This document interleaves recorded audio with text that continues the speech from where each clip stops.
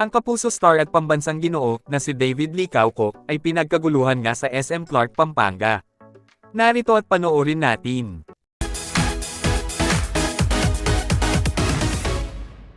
Bukod nga sa isang sikat na kapuso actor si David Lee Cauco, ay isa nga din siyang matagumpay na negosyante.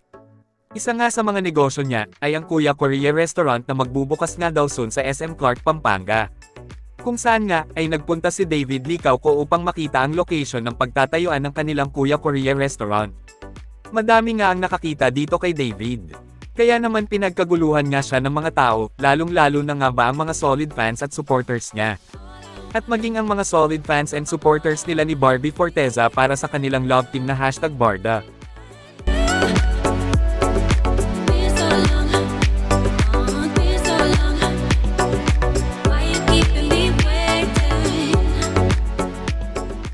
Kayo, anong masasabi nyo tungkol dito?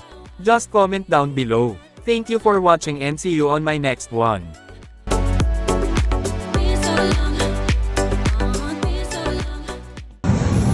David, ayun na.